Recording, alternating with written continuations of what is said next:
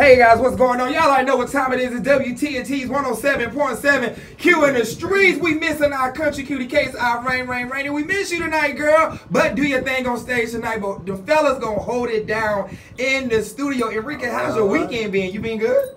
Y'all already know I got the man with the plan, Enrique fan on the ones and twos behind me. And we about to have a crazy night, so just because Rainy not here, we still gonna jump into them hot topics, and then we still gonna turn up on love and relationship with our very own Papa Smurf. We're gonna get into our first guest of the evening.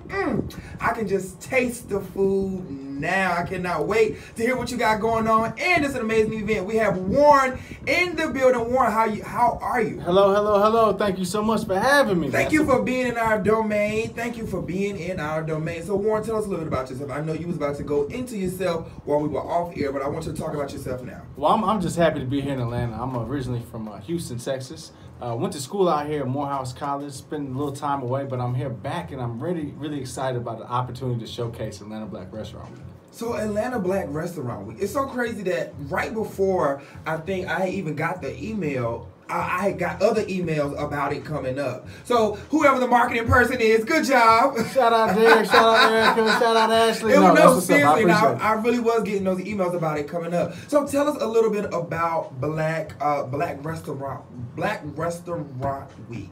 Well, Black Restaurant Week is our national showcase of the Black culinary community. We want to highlight all the different aspects of the African diaspora. So that's the Caribbean restaurants, the African restaurants, the African American restaurants. And so this all kicked off in Houston, Texas in 2016. We had an opportunity to grow the model last year to Atlanta and Oakland. And this year we're really excited. We're going to have operated in 6 different markets. We've already done Houston, New Orleans, Philly. And so we're finishing out the year here in Atlanta, Dallas, and LA. Who's your favorite city?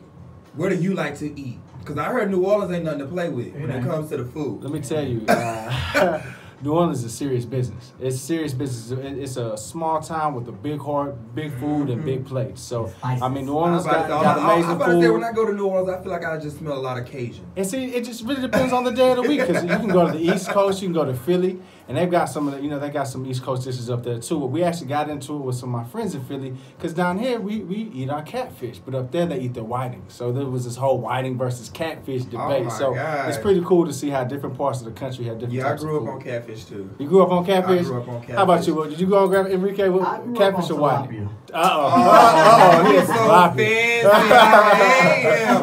Every time we have a fish fry, I be like, why we got this? I mean, every week, same fish, same size. So what about Atlanta? Do Atlanta represent? Atlanta holds it down. So we always hold it down? Atlanta holds it down. You know, this is such an amazing just culmination of just Black culture. And so there's so many different types of Black culinary food that we see here. From the Caribbean side, we've got that fire chicken that's hopping in, but even to your more traditional soul food places like Milk and Honey. So we're really excited about the past participants. Spice House is jumping back in. We got Mangoes that's hopping back in, representing a bunch of the different kind of Caribbean cultural flares that are represented here in Atlanta. So people just need to not eat for like a week, get their ticket, and so tell us about the event. Like, is it like one big taste tester or what?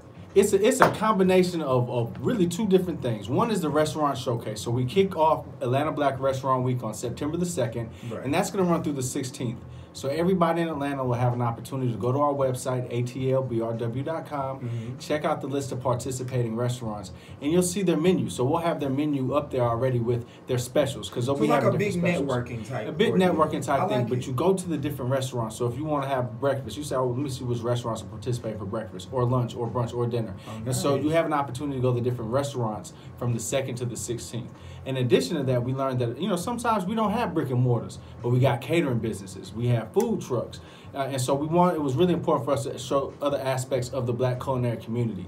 And so on November the 13th, we got some amazing tickets that I hope you guys get a chance to attend, but then also give away. We have our catering competition, executive chef demos, as well as our bartending competition sponsored by Maker's Mark. So it's going to be hot.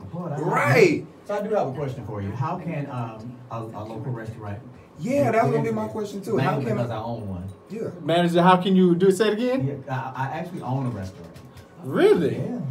Well, as soon as we hop off air, yes, sir, I believe you can be participating in Black Restaurant Week. Yeah, so for the listeners and the viewers that will be watching, how could they properly enter? Is it too late? No, it is not too late. So our deadline is the 29th. All you have to do is go to atlbrw.com, and there is a drop down for participation, culinary participation. So we have the drop down for restaurants, food trucks, for caterers, for bartenders, and even if you're a vendor, if you're a small business owner, you have candles, you have sunglasses. At our food truck festival, September 15th at Atlanta Food Truck Park, we're going to be looking to have all the different types of vendors out there servicing the clients and the public. That sounds really good. The 13th sounds like it's gonna be really fun. It reminds me of remember the show Girls Trip when they was on stage cutting the sausage up? Yeah. And they was cutting up on stage. That reminds me of that particular segment. So have you ever owned a restaurant yourself? No, I have not owned a restaurant. I have been in the food and hospitality industry, so my passion is in wine. And so, oh, we're gonna be friends. You a sweet drinker or a dry drinker? I like it dry. I like it dry with nice cigar. You know. You Now I do know some nice good sweet wine as well though. So we got a little bit of everything for everybody. So my background is in wine.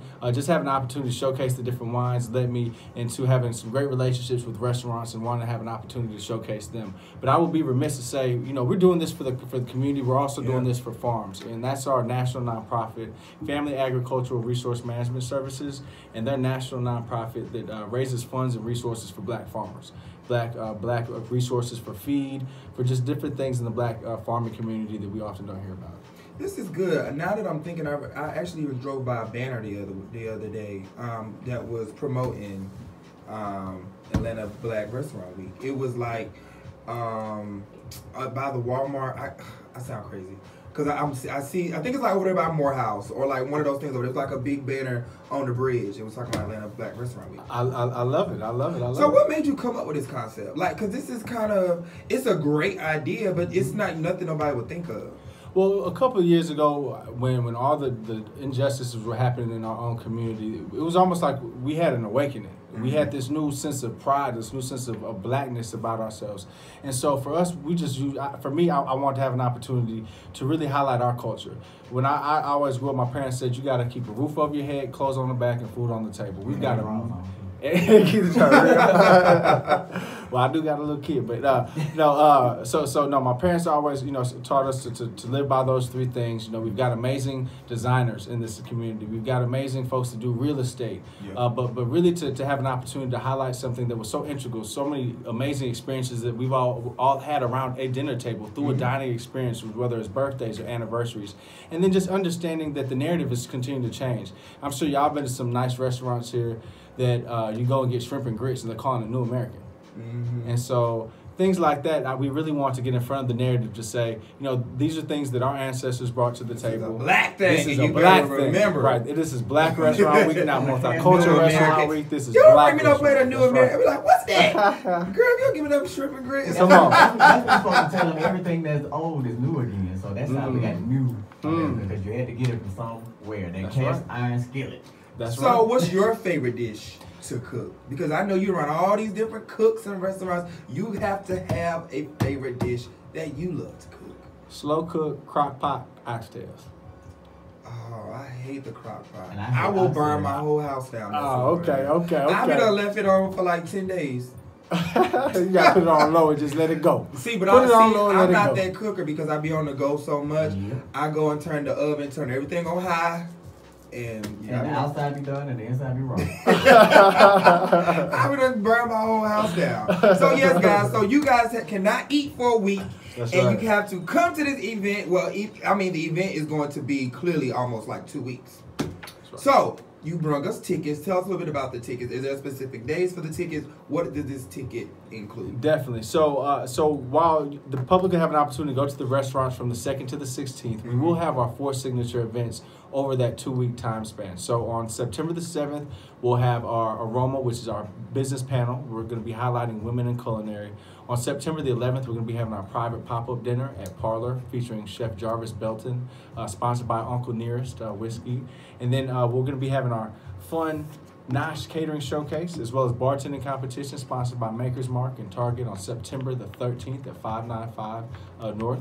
And then everything wraps up on September the 15th at Atlanta Food Truck Park. We're going to be having the Sound Bites Music and Food Truck Festival. So that's really nice. All right, guys. Well, tell us right before we go to a quick commercial break. Tell us where everybody can find you on your social media, or if they have any questions.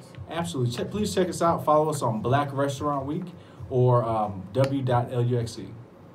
All right, guys, y'all keep it locked. We about to go into a quick commercial break, but you know we'll be back to get more information on Black Restaurant Week. It's your boy Q, and listen, stay tuned. You may can win some tickets to fill your tummy up. It's Q. Keep it locked.